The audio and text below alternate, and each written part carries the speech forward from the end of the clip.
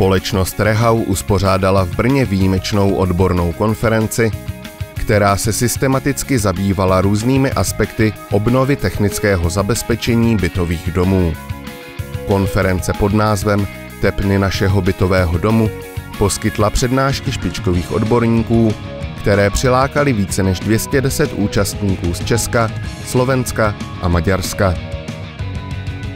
Konferenci zahájili její pořadatelé ze společnosti Rehau spolu s televizní moderátorkou Michaelou Hergetovou, která celou konferenci uváděla. Vítám vás tady v brněnském hotelu Internacionál na zajímavé akci, která nás doslova provede vnitřnostmi domů, ve kterých mnoho z nás bydlí, tedy na akci, na kterou nás pozvala společnost Rehau, konference s názvem Tepny našeho bytového domu. Když se podíváme na statistiku, tak prý je u nás průměrné stáří bytů kolem 50 let.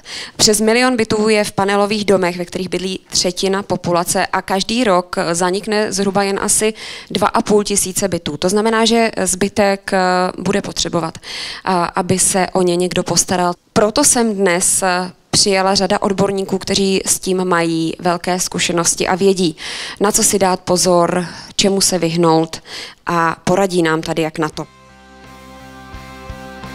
Na hlavní informace o konferenci jsme se zeptali pořadatelů ze společnosti Rehau.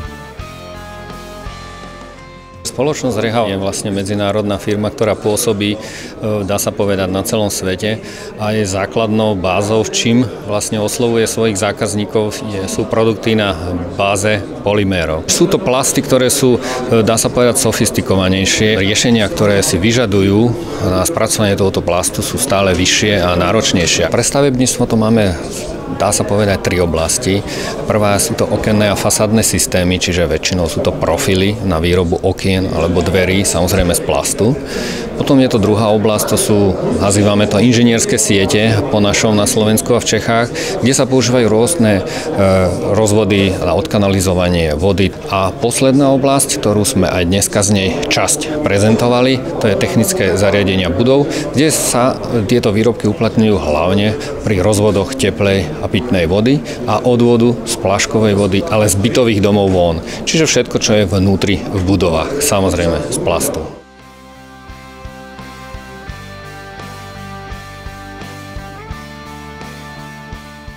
Táto medzinárodná konferencia sa nazýva Tepny nášho bytového domu a symbolizuje vlastne to, že zlučuje rôzne odborné problematiky, ktoré sa zaoberajú vnútorným životom toho bytového domu, rozvodmi médií, či už elektrické energie, vody, tepla a príbuzných problematik, ktoré sa sústredujú vnútri toho bytového domu, preto tá analogia s tepnami u človeka. Je to medzinárodná konferencia prevažne česko-slovenská, aj za účasti maďarských hostí, takže to Brno je ideálne v strede. Prednášajúci sme zvolili taký mix medzi odborníkmi, ktorými sú odborní garanti profesor Kabele a profesor Petráš, ale sú tu aj zástupcovia praxe, projekcie, aj samotných dodávateľov, čiže je to taký mix teoretickej predprípravy a následnej príkladov z praxe, ako sa to dá v tých bytových domoch riešiť v rámci sanácie tých tepien.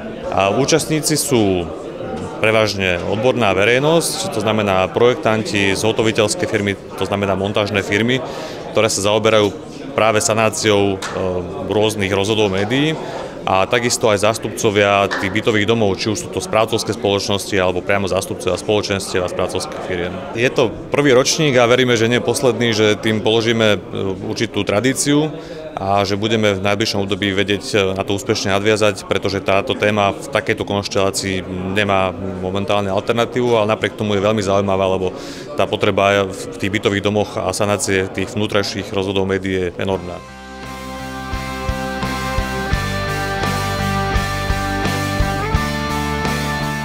Odbornými garanty konference byli uznávaní odborníci z českých i slovenských technických univerzit. Obecný název té přednášky byl technická zařízení budov s téměř nulovou spotřebou energie. Podtitulem mohou být, musíme se na problémy dívat komplexně. To znamená, nemůžeme dělat jednotlivé kroky bez vazby na ty další. V vnitřním prostředí trávíme 90% svého života, takže už to je fakt, který nás vede k tomu, že musíme se starat o to, v čem vlastně bydlíme a v jakém prostředí se vyskytujeme. Ty úpravy, které dneska děláme na našich budovách, zateplování, výměny oken, změny otopných soustav vedou nejen k tomu, že snižujeme energetickou náročnost, ale vedou i k tomu, že se zvýší třeba teplota v budovách, nebo naopak, že se zhorší výměna vzduchu a to má dopad právě na tu kvalitu vnitřního prostředí. Takže to moje sdělení vede k tomu, pokud chcete něco opravovat na budově, važte svoje kroky.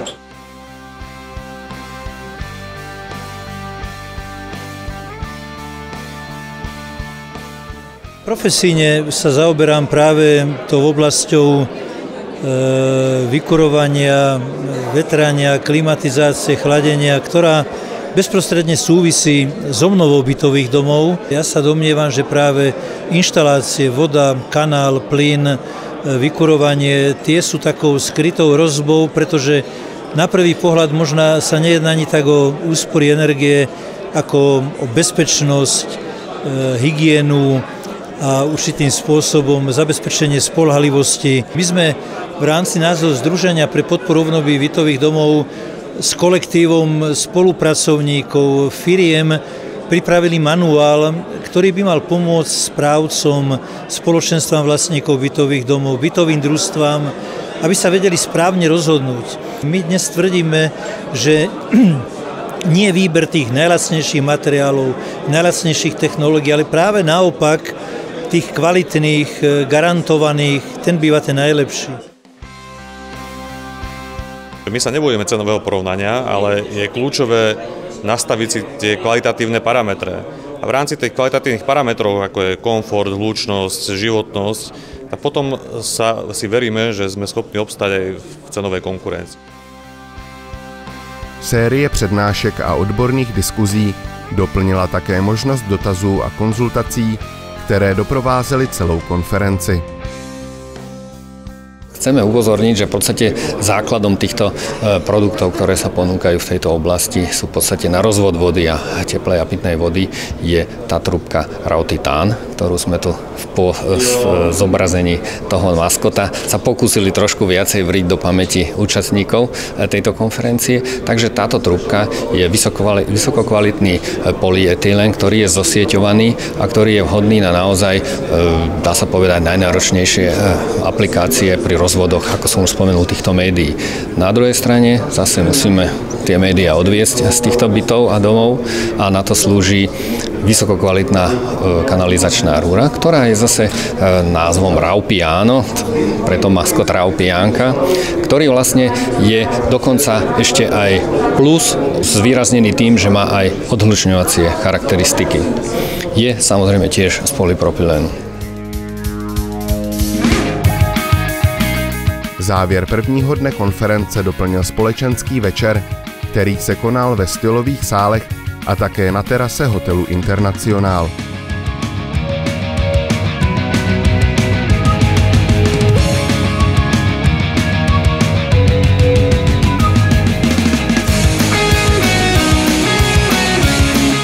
Účastníci konference potvrdili její vysokou odbornou úroveň a přání setkat se na jejím pokračování v příštím roce.